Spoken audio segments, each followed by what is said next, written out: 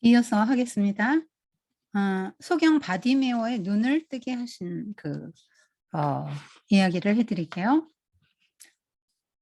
이거는 예수님이 예루살렘으로 가시는 길의 마지막 치유 사건이고요. 누가복음은 유일하게 소경 치유 사건인데, 누가는 예수님을 어떻게 소개했냐면, 메시아가 이 땅에 오면 소경이 눈을 뜨고 그 눈먼 자의 눈을 밝게 해주고 옥매인 자, 뭐 이거 이사야서의 61장의 말씀을 가지고 예수님을 소개했잖아요.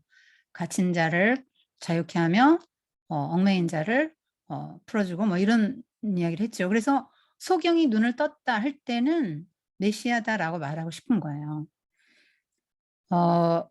이건 역시 어떻게 해석하냐면 하나님 나라의 관점을 이렇게 보시면 됩니다. 하나님의 나라가 어떻게 실현되는가요? 그러니까 하나님의 나라가 현재 실현되고 있는데 어떻게 실현되느냐? 맹인 거지거든요. 바디메오라고 나오는데요. 이게 지금 마태복음과 누가복음, 뭐 마가복음을 다 믹스해서 본다면 그 바디메오라는 사람이에요. 근데 맹인 거지죠. 여러분, 맹인 거지가 잘 살 수 있습니까? 바리새인들이 딱 금고 놓은 사람이죠. 너희는 하나님 나라에 절대 들어올 수 없어 하고 딱 금고 놓은 사람이잖아요. 그런데 예수님은 그 사람을 주목했고 치유하셔서 눈을 뜨게 하셨죠. 자, 그러면 하나님 나라에 들어가는 사람은 어떤 태도를 가져야 되냐를 이 바디메오를 통해서 볼 수 있는 거예요. 예수님이 이 맹인이 예수님이 지나가는데 무슨 일이 일어났나요? 사람들이 하도 많이 뭐 시끌벅적 하니까 무슨 일이에요? 그러니까 저 나사렛 예수가 지나가요. 여기 예루살렘에 가까이 올수록 이제 나사렛 예수라고 지칭하는 거죠. 약간 좀 말하자면 시골 이런 얘기죠. 도시니까 예루살렘은 뭐 굉장히 폄하하는 발언이에요. 나사렛 예수가 간다. 그러니까 그때 이 맹인이 뭐라고 하냐면 다윗의 자손 예수여 저를 불쌍히 여겨 주십시오라고 부릅니다. 그러니까 앞서가던 사람들 누구겠어요? 제자들이겠죠. 또 이제 예수님 측근들일 겁니다. 뭐라 그럽니까? 그를 꾸짖으며 조용히 하라고. 아니 조금 전에 어린아이 그 사건 때 혼났잖아요. 그 좀 듣고도 정신을 못 차렸어 아직도. 그리고 또 꾸짖어요. 지금 너 같은 그 소경을 지금 우리 예수님이 한가하게 지금 상대할 아 그런 상황이 아니야. 이렇게 보는 거죠. 소경, 하위, 5% 약자죠. 소모품, 바닥 깔아주는 사람들이죠. 사회가 그를 필요로 하지 않아요. 부담스럽죠. 짐만 되죠. 저거 그냥 눈에 띄면 부담스럽죠. 그러니까 이 사람 자기 혼자 살 수 없으니까 누군가 책임을 져야 되잖아요. 무슨 뭐 돈이 있어요. 뭐 친족이 있어요. 그냥 다른 사람들 신세나 지고 부담만 끼치고 공동체에서 안 돌봐주고 그러면 죽을 수밖에 없는 불쌍한 사람이죠. 제자들도 예수님 3년 따라다닌 제자들도 하나님 나라의 그 가치관을 아직 못 받아들였기 때문에 이렇게 영접을 못하는 거예요. 환대하지 못하는 거예요, 약자를. 그래서 시끄럽다고 이렇게 말합니다. 근데 이 자리에 우리 넣어봐야 되죠.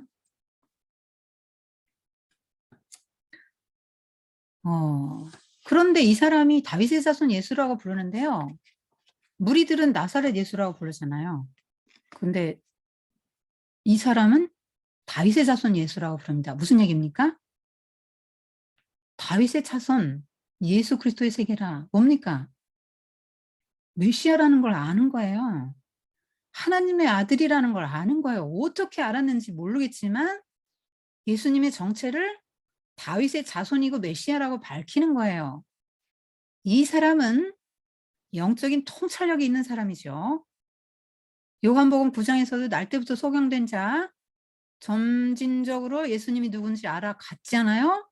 그 사람도 통찰력이 있어서 바리새인들 막 그렇게 신문하는데 따지고 이겼습니다. 통찰력 있는 사람이죠. 그리고 다 이런 사람들이 이제 예수님을 따르는 제자들이 되는 거예요. 누구는 못 봐요? 바리새인들을 못 보고 요 무리들을 못 봅니다. 그런데 이 사람은 아니 저렇게 성경 공부 많이 하고 서기관 뭐 성경 율법 전문가들이 예수님에 대해서 알 만도 한데 모르고 '저게 어떻게 알아?' 하는 사람이 알아요. 여러분 그때 점자 나왔을까요? 어떻게 율법을 알지요? 어떻게 예수님이 다윗의 자손 예수인 걸 알지요? 하나님이 알게 하신 거죠, 성령님이. 하여튼 눈 뜬 사람. 무슨 얘기입니까? 눈을 떠서 무엇이 보였습니까? 하나님의 아들이 보였어요, 메시아가. 그래서 겉옷 벗어 던지고 쫓아갑니다. 그리고 보기를 원합니다. 서로 불쌍히 했을 때 눈을 뜨게 됐을 때 이 사람은 하나님께 영광 돌리고 그 시로 예수를 따르는 제자가 됩니다.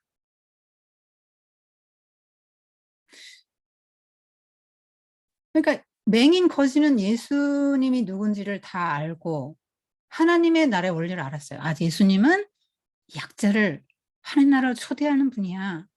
우리같이 밀려나고 사회 주변부로 밀려나고 남들에게 멸시천대받고 스스로도 아무 소망이 없고 이런 절망적인 인생에게 눈을 뜨게 하시고 희망을 주고 '하나님 나라를 선물하러 오신 분이야. 하나님 나라는 우리 같은 사람들에게 열려 있다.' 하는 거를 알고 이해하고 간청한 거죠. 예수님을 믿은 겁니다. 근데 왜 이 사람들은 뭐 시끄럽다 그러고 꾸짖고 절로 가라 그러고 이러죠? 자기들 기준에 어 아웃사이더니까. 절대로 하나님 나라에 들어올 수 없다고 생각이 되니까. 하나님이 이 땅에 예수님을 보내서 하나님 나라를 이 땅에 가져가게 하신 거. 모든 사람들이 다 저렇게 약자도 내 친족으로 끌어안고 한 공동체를 이루는 그것이 하나님의 나라잖아요. 사자 어린 양이 함께 있는 거잖아요. 사자 같은 강자가 어린 양을 잡아먹지 않고 어린 양을 보호해 주고 함께 있는 세상이 하나님 나라잖아요. 그거를 이 무리들 내지는 제자들은 아직도 이해를 못하고 있단 말이에요. 예수님의 가치관, 어 하나님 나라의 그 가치를 모른단 말이에요. 그래서 어 이 사람이 하는 일, 제자들이 무리들이 영맹입니다. 하나님 나라도 못 보고 하나님 나라 가치관도 받아들이지 못했으니까. 그리고 우리 같은 사람들이 하나님 나라에서 1등 할 거라는 걸 모르는 사람들이군요. 고거를 나타내 주는 사람이 요 사람이죠. 눈뜬 장님이라는 얘기도 있잖아요. 이 사람들은 눈을 떴는데 영맹이란 말이에요. 영적으로 맹인이에요. 저는 이거 참 요 장면 읽으면서 좀 감격스러웠어요. 왜냐하면 저도 55세 이걸 깨달았잖아요. 하나님이 안 열어 주면 몰라요. 열어 주신 거예요, 저한테. 그리고 종종 "너는 이런 사람이다." 하는 거를 보여 주세요. 어 그렇게 보여줄 때는 인제 하나님이 깊이 제게 어 개입하시는 시간입니다. "너 바꿔. 하나님 나라 백성은 그러면 안 돼. 바꿔." 고렇게 하실 때거든요. 그런 게 저는 인제 뭐 이렇게 다양한 거울들이 있어요. 저는 특별히 인제 뭐 남편 거울, 어 아들 거울, 며느리 거울, 손자 거울 다 있습니다. 그다음에 여러분도 거울인데요. 여러분이 인제 저한테 상담하잖아요. 말로도 하고 뭐 카톡으로도 하시는데요. 저는 그렇게 생각해요. '아 요 사람 쪼끔 축사함 요 사람 좀 센데? 요 사람 쪼끔 축사하면 나야. 요 사람 쪼끔 확대하면 나구나.' 똑같아요. 여러분 모든 것들이 좀 크고 작다 이거지 똑같아요. 뭐 문제의 원인도 다 똑같고 뭐 굉장히 심플해요. 이렇게 딱 가만히 이렇게 좀 보면은 '아 별건 요건데.' 문제 되게 심플합니다. 근데 고게 인제 하나님이 안 열어 줘서 안 보여 가지고 여러분이 자기를 못 보니까 이제 다른 사람에게서 문제를 찾고 투사하고 인제 그 사람 때문에 이런 피해를 갖게 돼서 문제인 건데 사실은 인제 자기가 얼마나 이렇게 무자격하고 거지 같은 존재인지, 누군가의 도움을 받지 않으면 살 수 없는, 어, 좀 자존심 강한 분이 누구한테 이렇게 패 끼치는 걸 너무 싫어하는 분에게 제가 그런 말씀 드렸거든요. 우리가 자식에게 얼마나 많은 피해를 끼치고 살았냐고. 많이 패 끼치지 않았습니까, 여러분? 남편한테는 얼마나 폐를 끼쳤어요. 신세 많이 지고 살았잖아요. 자식 신세, 남편 신세, 부모 신세. 난 도움도 안 받고 도움도 안 주고. 피해도 엄청 많이 줬고요. 피해 받기도 했지만 우리가 그렇잖아요. 그래서 야, 이렇게 맹인인데 이렇게 남에게 정말 폐나 끼치고 살 수밖에 없는 그 인생, 얼마나 우리가 정말 폐를 많이 끼치고 살았어요. 여러분 좀 돌아보세요. 저도 돌아봤어요. 얼마나 미안한 게 많습니까? 가족에게도 그렇고 다른 사람들에게도 그렇고. 정신 나면 미안하지 않아요? 정신 안 났을 때는 막 밉지만 그런 인생이잖아요. 눈도 못 떴고. 저는 55세 눈 떴는데 여러분 눈 지금 몇세요? 눈 떴어요? 하나님 나라 보이세요? 들어갔습니까? 자, 그런 인생을 눈도 멀었고 가난하고 뭐 소망이 없잖아요. 뭐 눈을 언제 뜰 거라는 소망이 있고 내가 무슨 결혼을 하고 자식을 낳고 행복하게 살고 하나님 나라를 무슨 일이야 무슨 소망을 가질 수 있어요? 이 맹인이? 그냥 그 인생 그러다가 빈둥거리다가 그냥 뭐 이렇게 돈이나 바라고 음식이나 바라고 구걸이나 하면서 한 푼 줍쇼 뭐 이 이러다가 죽을 인생인데 눈이 떠졌단 말이에요. 예수님이 보인단 말이에요. 하나님 나라가 보인단 말이에요. 하나님 나라의 가치관을 받아들였단 말이에요. 어떻게 살겠어요? 그냥 옛날처럼 뭐 구걸하고 이러고 살겠어요? 당장의 삶이 달라지겠죠. 알면.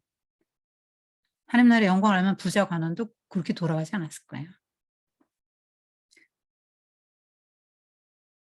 이 사람은 사회가 딱 규정한 역할이 있잖아요. 그 바리새인들이 그어놓은 금.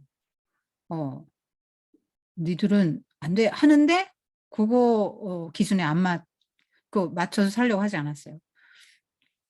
반대를 만났잖아요. 말하자면 예수님 최측근이 높은 분이잖아요. 이 맹인의 입장에서 볼 때. 근데 끈질기게 가서 합니다. 무력한 태도를 보이지 않았어요. 소망 없는 태도 보이지 않았어요. 큰 소리로 외쳤다고 나옵니다. 큰 소리로. 그리고 다윗의 아들이 했는데 주여 이렇게 바뀝니다. 호칭이 바뀌어요. 자, 하나님 나라가 이 사람을 통해서 이제 전파되는 것입니다. 내 믿음이 너를 구원하였다.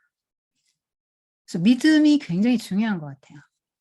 하나님이 구원의 선물을 주시려고 하는데 믿음이 없으면 못 받고, 하나님이 어떤 선물을 주시려고 해도 믿음이 없으면 못 받아요. 그래서 믿음으로 사는 게 뭡니까? 자녀를 믿음으로 키운다는 게 뭐예요? 지금 내 눈앞에 요거 보이는 게 막 요것도 마음에 안 들고 저것도 마음에 안 들고 마음에 안 드는 것만 보이잖아요. 자, 그렇게 해서 야 이것도 좀 하고 저것도 좀 하고 이것도 해야지. 네가 앞으로 살려면 이런 건 기본이야 기본. 이러고 이제 뭐라고 하니까 이제 하나인도 하다 그만두는 거예요. 글쓰기 힘드니까. 엄마가 막 자꾸 막 못한다고 하고 잘하게끔 하니까 그만두려고 그러는 거지. 믿음으로 자녀를 바라본다는 게 뭐예요? 길게 보세요. 여러분은 대리자고 하나님이 친히 그 아이의 앞길을 인도해 가실 거예요. 여러분이 할 거는 기도밖에 없어요. 그리고 지켜보고 격려해주고 할 때까지 기다려주는 거죠. 너 이거 왜 못해 이거? 아유 율법전서 막 이만한 거 갖고 막 애들한테 들이대면 애들이 숨 막혀서 어떻게 살아요.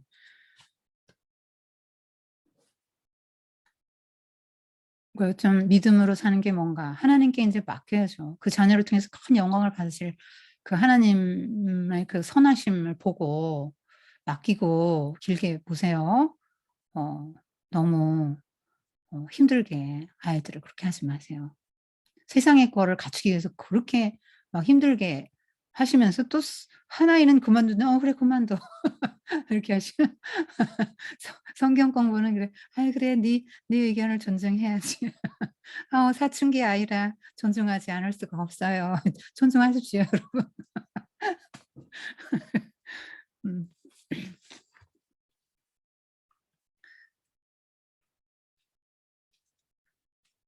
예수님은 이런 불쌍한 인생, 사회적 약자 이 사람에게 관심을 가지셨고 그의 가장 결정적인 문제를 해결해 주셨고 세상 다른 무리들 제자들도 보지 못한 하나님 나라 예수님을 어 메시아를 인제 본 거죠. 본 거예요. 자 요 에피소드는 부자 관원과 요 뒤에 삭개오 이야기에 샌드위치 같이 편집되어 있는 거예요.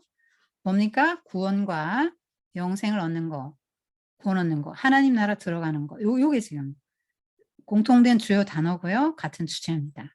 자, 부자 관원은 영생을 얻지 못했죠? 누구는 얻었습니까? 소경 얻었죠? 삭개오도 얻습니다. 부자인데 얻었어요. 소경은 믿음으로 구원받았습니다. 돈이 있어야 해. 삭개오 삭개오는 재물 포기로 구원 얻었죠. 돈이 있어야 돼 생각하지 마십시오. 믿음으로 구원받았습니다. 부자 관원도 하나님 나라를 볼 수 있었다면 그 하나님이 나에게 이 생에서 100배나 주실 거를 믿고 내세에서 영생을 줄 것을 믿었다면 믿음으로 구원을 받았을 거예요. 삭개오는 굉장히 유명한 일화죠. 여러분 삭개오 교회에서 어떻게 배웠어요? 여러분 삭개오는 키가 작은 사람이었어요. 그래서 예수님을 보러 뽕나무에 올라갔죠. 그래서 예수님이 그를 불러서 뭐 이렇게 "너희 집에 유야약했다." 그래서 예수님을 모시고 갔는데요. 어 삭개오가 자신의 재산의 절반을 내어놓는다고 했어요. 여러분 우리도 삭개오처럼 이렇게 예수님을 만나기를 힘쓰고 또 절반 그러니까 자기가 귀중히 여기는 것들을 내어놓아야 해요. 이렇게 배웠습니까? 주일학교 애들 요렇게 가르치겠죠. 하나님 나라 관점으로 한번 볼까요? 자 부자 관원은 너무 슬프죠. 네. 그래서 너무 슬퍼하지 마. 부자도 구원받을 수 있어." 그러고 약간 균형추처럼 요 삭개오 이야기를 누가만 썼죠. 제목 "부자가 구원받을 수 있는가?" 결론 있다. 어떻게 하면? 재물을 포기해라. 그럼 또 가난해 돈 얘기 어지간히 하시네. 또 가난해지라고. 그렇게 생각하시지 마십시오. 삭개오는 부자인데 구원받은 이유는 자신의 재물을 하나님 나라를 위해서 잘 쓰려고 이렇게 결단을 했기 때문이에요. 아 자 저는 어 요 삭개오 이야기를 한번 생각하면서 이렇게 좀 상상을 해 봤거든요. 어 삭개오는 소개가 어떻게 됩니까? 부자, 세리장 아 요렇게 소개되죠. 유대인이고. 그때 당시 세리는 좀 특별했어요. 세리들은 뭐냐면 세리장이면 뭐냐면 자 로마에서 인제 세금 도급권을 주잖아요. 그럼 막 네 부자들이 자기 돈을 미리 내고 도급권을 땁니다. 자 그리고 세리장이면 뭡니까? 자기 밑에 세리를 쫙 두는 거야. 그리고 세금을 걷어오게 하는데 로마 정부에 내야죠. 헤롯 당에게 내야죠. 세리가 자기도 착복해야죠. 그러니까 많이 걷어요. 걷어야 될 것보다 더 많이 걷는데 이 돈을 다 걷어 갖고 로마에 갖다 주지, 헤롯 땅에 갖다 주지 하는 생각하면 백성들은 열불나는 거죠. 세리가 너무 미운 거예요. 그래서 세리가 주는 돈은 거지도 안 받았다. 너무 미워서. 그러니까 말하자면 그 매국노 같은 사람이잖아요. 그러면 돈은 얼마나 많이 벌었겠어요. 막 집은 점점 커지고 증축하고 더 화려해졌을 것이며 인테리어 뭐 더 하고 막 수익가구 많이 들여놓고 좋은 거 먹고 좋은 옷 입고 다니지 않았겠어요? 근데 사람들은 싫어해요. 누가 뭐 세리장 삭개어 만나서 교제하려고 하지도 않고. 오죽하면 그 사람들이 많은데 사람들이 안 비켜주니까 뽕나무 올라간 거 아니에요. 어이, 세리장쯤 되면 높은 거예요. 세리는 비록 그런 위치지만 죄인의 취급을 받지만 세리장이면 굉장히 높은 거예요. 여러분 세리장은요 거기 여리고성이잖아요. 굉장히 큰 도시고요. 그 외국인들 많이 만납니다. 그 다 통행세 다 받고 그러기 때문에 국어 5개 국어 기본해야 되고 뭐 대단한 사람이 돈도 많고 그 세리장이면 꽤 높아요. 근데 아무도 안 비켜줘.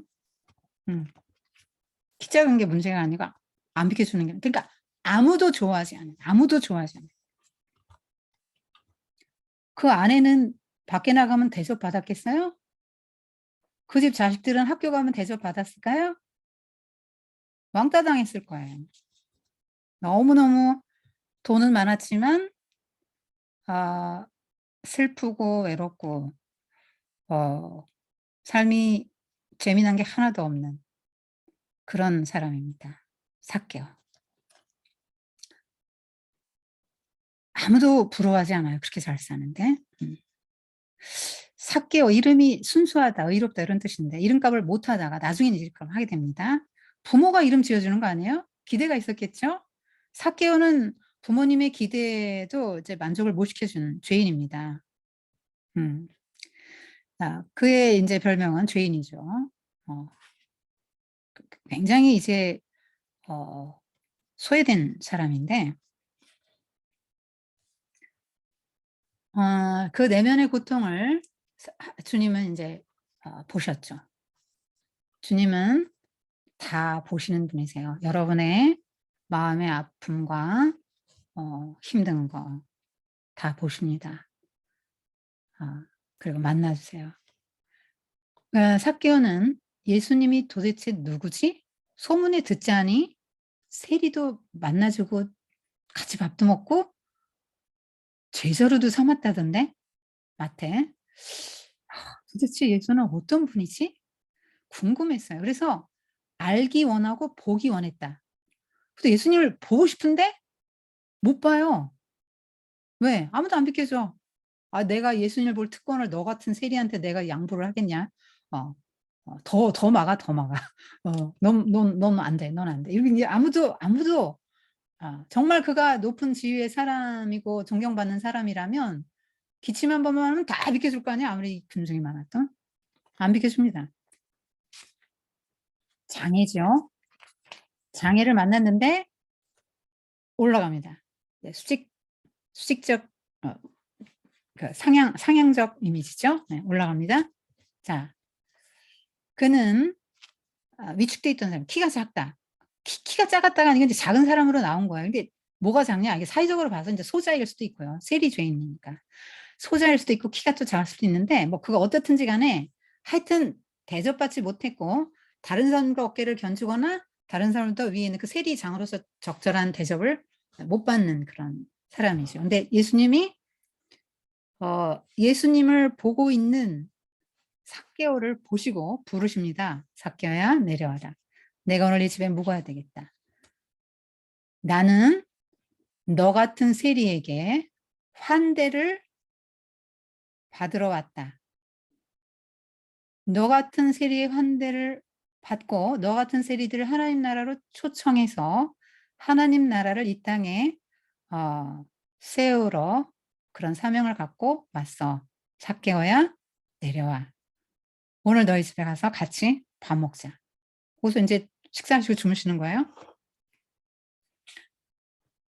예수님이 삭개오를 당연히 불러야 돼요. 왜냐하면 하나님의 계획이니까.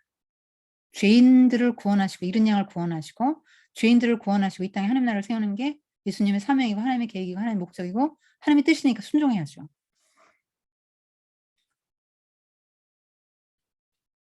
여러분 순종할 수 있을까요? 그게 하나님의 목적이고 계획이고 뜻이라고 생각이 되면 좀 받아낼 수 있는 힘이 좀 생길까요? 그 가치를 받아낼 수 있을까? 그 가치를 받아들이고 그에 해당되는 사람을 받아낼 수 있을까요? 자, 이름도 불러줬죠. 그 집에 가서 하루 머물겠다고 선언하셨죠. 삭개오를 받아주신 겁니다, 예수님이. 삭개오가 너무너무 즐거워서 진정으로 영접해요. 그래서 식사를 같이 하는데 식사가 뭐예요? 친족 관계 형성하는 거잖아요. 이스라엘 사람들은 사회적 관계를 형성하기 때문에 레벨이 다른 사람은 절대 끼워주지 않거든요. 근데 같이 식사한다는 거는 나는 너와 친구야. 그러니까 동지로 하는 거예요. 죄인과 나와 가난한 가난한 자, 세리, 죄인, 창녀, 장애인, 이방인 뭐 이런 사람들과 함께 식사한다는 얘기는 같은 친족 관계다. 너희들과 나는 한 공동체야. 너희들 하나님 나라 구성하는 한 사람들이다. 이렇게 말씀하시는 거거든요. 그러니까 바리새인들이나 뭐 다른 사람을 볼 때는 너무나 부적절한 사람과 어울리니까 수군거리죠. 저 죄인의 집에 들어갔다. 이렇게 말하는 거예요. 그들이 보기에 죄인인 거야. 물론 세리는 누가 봐도 죄인이고요. 그들이 보기에 죄인은 뭐냐면 부정한 병이라든가 뭐 이렇게 또 자기들이 정한 그 규범, 율법을 따르지 않는 사람은 다 죄인이에요. 율법을 몰라도 죄인, 율법을 지키지 않아도 죄인, 율법에 부정하다고 말한 그거 해당되는 사람도 죄인, 뭐 다 죄인이죠. 자기 빼고 다 죄인이에요, 바리새인들은. 그 삭개오의 반응은 있잖아요. 저는 그 생각을 해 봤거든요. 예수님이 식사하시면서 무슨 말씀을 하셨을까? 설교하셨을 거 아니에요. 하나님 나라에 관한 설교를 하셨을 것 같거든요. 예수님은 공생애 내내 하나님 나라 설교하셨고 부활하신 후에도 40일 동안 하나님 나라 설교하셨고 어 하나님 나라 설교만 하시다 가셨거든요. "하나님 나라는 이와 같아." 하면서 병자도 고쳐신 거예요. 합류한 병자 없어요. "하나님 나라는 이와 같아." 하면서 소외된 사람 다 끌어안은 거예요. "하나님 나라는 너희들 대환영이야." 이렇게 하신 거거든요. 그래서 삭개오는 생전 처음 듣는 소리를 들었을 수도 있어요. "너" 처음 들었죠. "너 아브라함의 자손이다." 하고 여러 사람들 앞에서 컨펌해 주셨잖아요. 너무 기뻤어요. 너무 기뻤어요. '아브라함의 자손이다. 이 사람도 아브라함의 자손이다.' 할 때 너무 기뻤어요. 너무 기뻐 잔치를 열잖아요. 많은 사람들이 왔어요. 근데 이 삭개오가 뭐라고 말합니까? "저는요 재산 절반 내놓을게요. 그리고 남의 거 토색질한 게 있으면 4 배로 배상할게요." 자, 여러분 구제에서는 율법에서 랍비들이 보통 20%, 그다음에 뭐 직무상 부당 취득한 것도 인제 2% 거든요. 양일 경우에만 4 배로 갚아라 이렇게 돼요. 그런데 삭개오는 월등하게 많이 내놨죠. 50% 내놨잖아요. 그리고 "모든 것의 4 배를 해 주겠다." 이렇게 말했잖아요. "그렇게 하겠다." 이 삭개오가 반응한 게 너무 놀랍죠. 어느 기준을 따른 겁니까? 율법을 따랐으면 뭐라고 그랬겠어요? 금식하고 11조 정확히 하겠습니다. 제가 기도는 하루에 몇 시간씩 하겠습니다.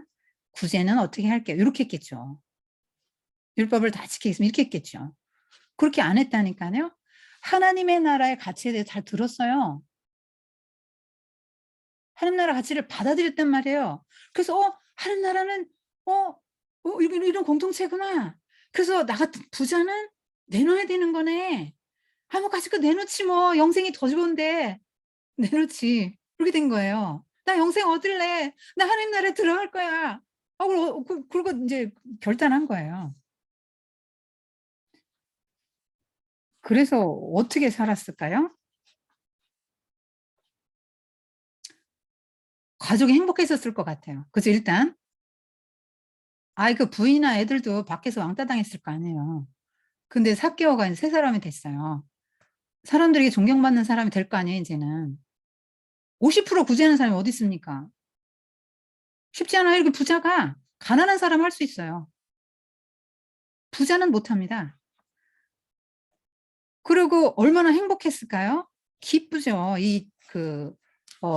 내가 이렇게 하나님 나라에 쓰임 받는다는 걸 얼마나 기뻐요. 그리고 하나님 나라 내 역사에 내 동참하고, 하나님의 계획과 목적에 내가 부합하는 삶을 살고. 그러니까 기쁘죠. 이게 영적인 신령한 기쁨이죠. 그래서 부자처럼 다 내놨어요? 절반 내놨어요, 절반. 그리고 토색질한 게 있으면 갖겠다 했기 때문에 토색질을 했어요는 아니에요. 자, 그럼 50%딱 그 구제에 힘쓰고 나서 화려하게 옛날처럼 살았을까요? 당연히 검소하게 살죠. 성도가 사치하면 안 되는 이유, 하나님 나라 때문이죠. 위화감이 되게끔 하면 안 됩니다. 저 정말로 그런 얘기 들었거든요.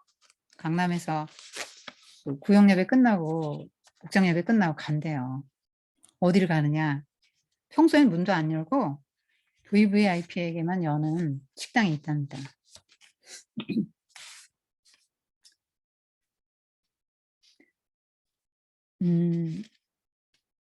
뭐 그렇게 해도 되겠죠. 뭐 돈이 많으신 분들은 해도 되긴 되겠죠.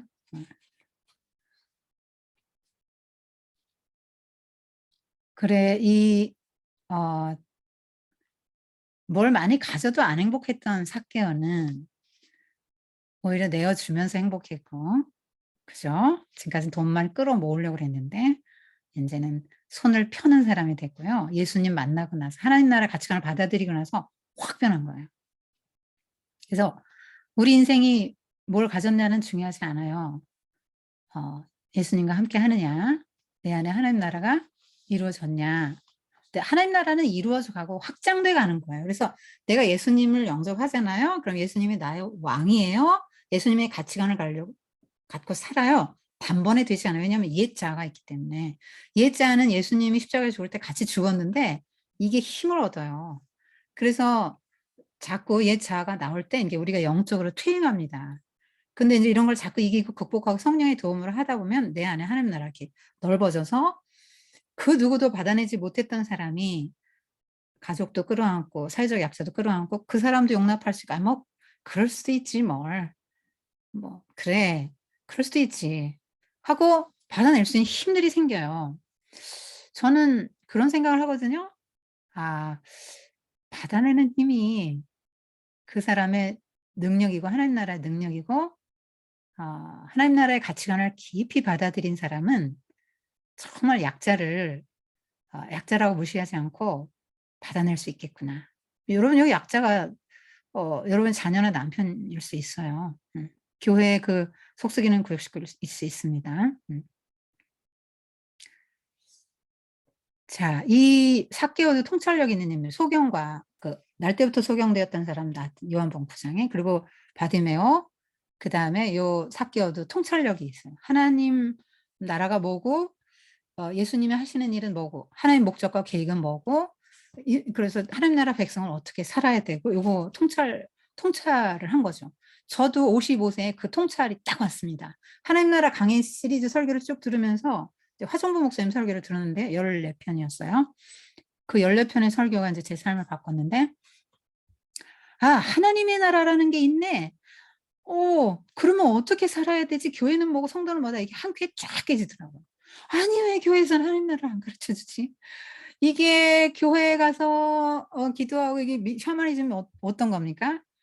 그 무당 굿하는 자리에서는 너무 신령하잖아요. 근데 집으로 딱 오면 그때부터는 안 신령해도 되는 거 아니에요.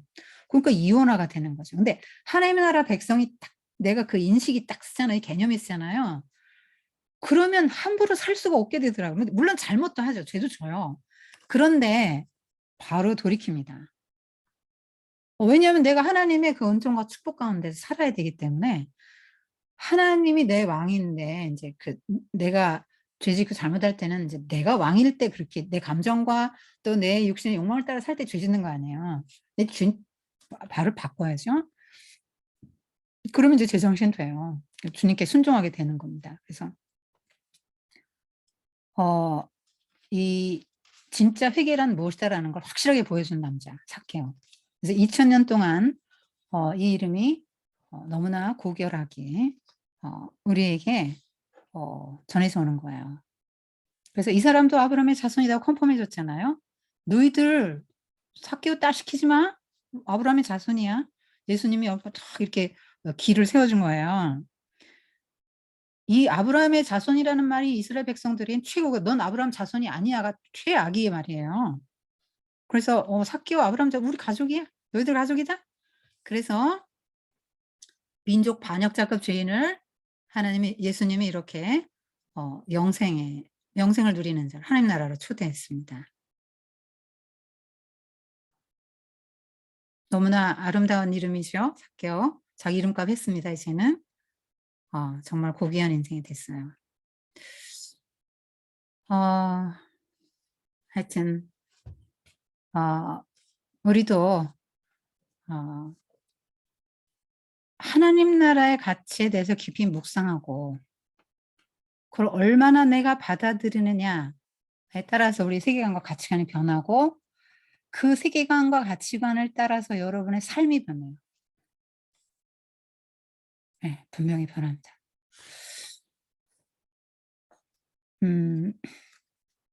그리고 중요한 거는 그거죠. 내가 오늘 내 집에 묵어야 되겠다. 오늘 이 집에 구원이 임하였다.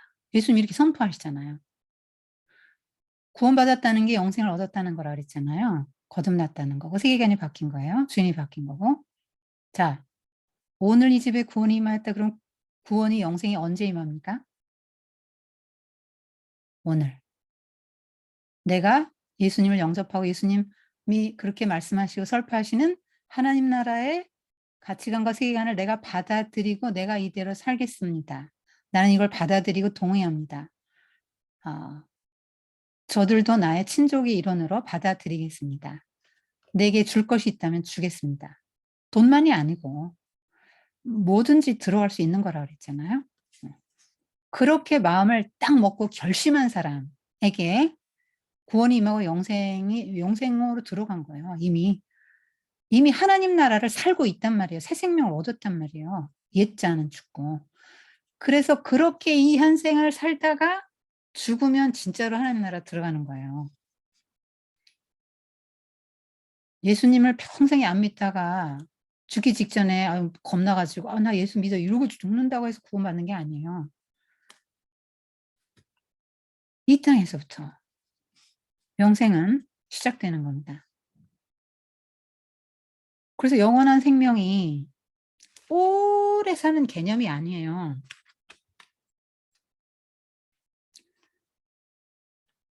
새하늘 새 땅에서 지금 우리는 이런 육신을 갖고 살잖아요. 응? 이 육신을 갖고 이 땅에서 살죠. 3차원의 세계, 시공간이 지배하는 이 세계에서 살죠. 이 몸을 갖고. 근데 이 몸은 낙원에는 못 가죠. 육신 껍데기 벗어 던지고 낙원에 들어가요. 죽으면. 그랬다가 낙원에서 주님이 자 일어나라 할 때 다 일어납니다. 모든 죽은 자들이 다 일어나죠. 그래서 새하늘 새 땅, 주님이 예비하신 그 새하늘 새 땅, 새로운 시간과 공간이 지배하는 거예요. 시간이 이 개념이 아니고 두 개의 개념으로 현재가 영원히 지속되는 그 새하늘 새 땅에서 하나님과 함께 영원히 산다 할 때 그 영혼은 그 새하늘 새 땅에서 사는 생명이에요. 그 새하늘 새 땅에서 사는 몸과 영이라고. 그 영원한 생명은 하나님이 주신 새로운 생명이죠. 그러니까 우리가 죽을 때는 전부 아담의 후예로 영이 죽은 상태로 태어나는데 예수님을 믿고 하나님 나라의 가치관을 받아들이고 예수님을 주인으로 바꾸는 순간 예수님이 하나님과 다시 이렇게 연결시켜 주죠. 구원이 뭐예요? 회복시켜 주는 거잖아요. 원래대로 회복시켜 주는 거예요. 하나님과 분리됐던 우리를 영적으로 내가 죽어서 근데 새 생명 얻어서 응애하고 살았단 말이에요. 그래서 하나님과 연결시켜 주잖아요. 그때 새 생명을 얻는데 그 생명을 가지고 내 생명이 있다면 이제 성장하는 거죠. 영적으로 성장해서 하나님 나라 확장시켜 가면서 주님 주인으로 알고 이제 영적으로 점점 철들어 가다가 인제 낙원에 가고 영원한 하나님 나라 새하늘 새 땅 주님이 신부를 위해서 단장한 새 예루살렘 성 이렇게 표현된 그곳 새로운 시공간이 지배하는 그곳에서 우리는 그 몸을 가지고 살게 돼요. 그래서 여러분이 '현세적이고 이 땅이 전부야.'라고 생각한다면 그냥 예수 안 믿는 게 좋아요. 왜냐면 너무 힘드니까. 예수 믿다 보니까 뭐 하고 싶은 말도 못 하고 막 다 참아야 되고 힘들잖아요. 뭐 돈도 내놔야 되고 이런 거 다 힘든 거잖아요. 누구 막 섬기는 것도 힘들고 자존심 상해도 말도 못 하고 이건 다 힘든 거거든요. 음. 나보다 못한 사람 존중하라 그러고 너무 힘든 거잖아요. 또 용서하라 그러고 뭐 70 번씩 7번 490번 무한대 용서도 하라 그러고 어 오른뺨 때리면 왼뺨도 돌려대라 그러고 뭐 이게 너무 어려운 거잖아요. 어 하나님 나라 가치관을 갖고 살기엔 너무 어려우니까. 이 세상이 전부고 이 세상에 잘 먹고 잘 사는 게 뭐 전부지 이렇게 생각하면 그냥 뭐 어 괜찮습니다. 안 믿어도 돼요. 그러나 인간의 영이 불멸이고 하나님께서 이 우주를 창조하셨고 인간의 죄로 인해서 훼손된 이 우주를 반드시 모든 만물과 모든 인간의 생명 모든 만물을 다 회복시키는 날이 오니까요. 회복시키고 새롭게 한다고 했으니까요. 다 회복시키는 그날에 이 타락한 육신 죄성을 가지고 인간의 욕망을 가지고 죄를 지을 수밖에 없는 타락한 육신을 가지고 살던 이 몸이 아니라 죄성이 없어진 그 몸을 주실 거다. 약속한 대로 성경에. 그때는 사탄이 무적행에 결박되기 때문에 그땐 사망도 집어던지고 거기에 그 무적행에 죽지도 않고 죄성이 없어지는 거예요. 사탄이 틈타지 못해요. 인제 그 하나님 나라 새하늘 새 땅에서. 이때는 틈탔지만. 그럼 거기서 정말 원래 하나님이 만드셨던 아담과 하와, 사탄의 유혹을 받지 않는 원래의 아담과 하와의 예 상태로 우리가 된단 말이에요. 그럼 우리가 여전히 살죠. 거기서도 여전히 피조물이니까 여전히 사는데 선해요. 마음 자체가 악이 없다고. 하나님을 잘 알아보고 인제 영광을 돌리고 우리가 말을 하든 일을 하든 거기서도 뭐 글도 쓰고 작곡도 하고 뭐 그림도 그리고 뭐 요리도 하고 다 할 거예요. 우리가 살아요. 그러나 어 죄를 짓는데 쓰지 않고 나를 위해 쓰지 않고 하나님의 영광을 위해서 쓰게 되는 그리고 서로 사랑하고 섬기는 하나님의 나라 약자가 없는 사자 어린 양이 같이 있는 강자가 약자를 탄압하지 않는 그러한 현실이 온다고 믿는다면 올 거라고 믿는다면 어 '이 세상에 조금 대가 지불은 할 수도 있겠다.' 그런 생각이 들지요. 음. 자 좀 더 해야 되는데 여기까지 해야 될 것 같아요. 자 음